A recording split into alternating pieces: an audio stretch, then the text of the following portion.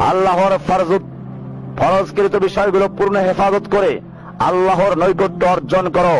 নফল সমূহের ব্যাপারে অগ্রগামী হও, যাতে তুমি আল্লাহর ভালোবাসা পেতে পারো। তুমি তোমার সালাতের ব্যাপারে যত্নবান হও, ইখলাসের সাথে খুশু খুজু সহকারে, যেন তুমি আল্লাহকে দেখতে পাচ্ছ। যদিও তুমি আল্লাহকে দেখতে পাচ্ছ না, ফাইন্নাহু ইয়ারাকা, তিনি অবশ্যই তোমাকে দেখতে পাচ্ছেন। জীবনের শেষ সালাতের মতো যথা সময়ে সুন্নাহ অনুসারে জামাতের সাথে সালাত আদায় করো। পরিবার পরিজনকে এই সালাতের নির্দেশ দাও। যাকাতের ব্যাপারে যত্নবান হও। যদি তোমার নেশাব পূর্ণ হয়ে থাকে, যাকাত মুজাহিদিনদের দাও, তবে যাকাত দিয়েই ক্ষান্ত থেকো না। তোমার মাল দ্বারা জিহাদ করো, আল্লাহর সন্তুষ্টির পথে ব্যয় করো। অর্থ উপার্জন করে জিহাদ এবং অন্যান্য কাজে ব্যয় করো। জেনে রেখো, জান দ্বারা যুদ্ধ করার সাথে সাথে মাল দ্বারা যুদ্ধ করাও ফরজুল আইন। সুতরাং পকেট থেকে ব্যয় করার মাধ্যমে তুমি জিহাদের অর্ধেক ফরজিয়াত আদায় করতে থাকো, যতক্ষণ না শারীরিকভাবে জিহাদে অংশগ্রহণ করতে পারছো।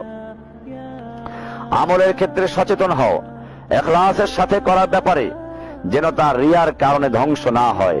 সাবধান হও কবিরা গুনাহগুলো থেকে, যা তোমার জাহান্নামের কারণ হতে পারে।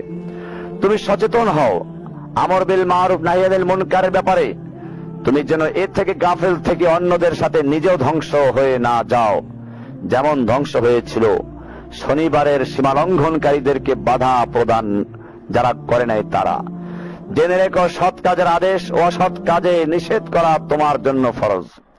সাবধান হও ওয়াদা অঙ্গীকার চুক্তির ব্যাপারে, অবশ্যই তা পূরণ করো। মুনাফিকদের মতো তা ভঙ্গ করো না। বর্তমানে অধিকাংশের মতো হইও না যারা এসবের মূল্য দেয় না।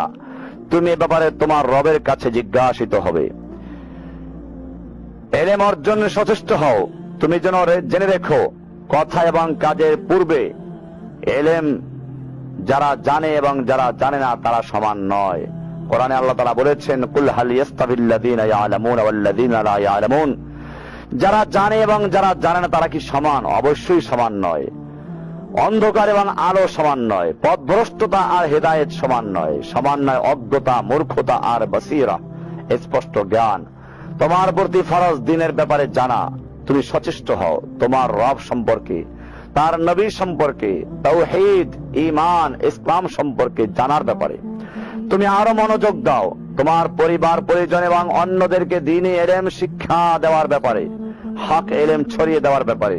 তোমার পরিবার যদি মূর্খ থাকে, দিনের অধিকাংশ ব্যাপারে সে তোমার দিনের পথে অনেক বড় বাধার কারণ হতে পারে, যা অভিজ্ঞতা থেকে প্রমাণিত। তুমি নিজেকে এবং আত্মীয় স্বজনকে জাহান্নামের আগুন থেকে বাঁচাও, যার ইন্ধন হবে মানুষ এবং পাথর। তুমি সাবধান হও তোমার অবসর সময়, তোমার যৌবন, তোমার অর্থ উপার্জন ও ব্যয় করা ইলম অনুযায়ী আমল করার ব্যাপারে। তুমি জেনে রেখো, এসব বিষয়ে তুমি কিয়ামতে জিজ্ঞাসিত হবে, যার উত্তর দেওয়া ব্যক্তি পারবে না। আবার জিজ্ঞেস করি, এগুলো তুমি আল্লাহর সন্তুষ্টির পথে কাজে লাগাচ্ছ তো? একটা সময় যখন তুমি দিন বুঝেছিলে, তখন তোমার যে অগ্রগামিতা ছিল তা কি স্তিমিত হয়ে গেছে? তুমি কি গাফিলতি, অলসতা, অধিকাংশ সময় তোমার নিজেকে নিয়ে কিংবা এই দুনিয়া ও চাকরি ব্যবসা বা এই জাতীয় কিছুর পিছে ছুটছ? তুমি প্রত্যহ কিছু সময় কোরআন বুঝো এবং কোরআনকে চিন্তা গবেষণার কাজে ব্যয় করো, যা তোমার জন্য রহমত, হেদায়েত এবং অন্তরের রোগের ঔষধ হবে। ওহে ব্রাদার, কুপ্রবৃত্তির অনুসরণ থেকে সাবধান হও। তোমার মন যা চায় তা করো না, আল্লাহ যা চান তা করো।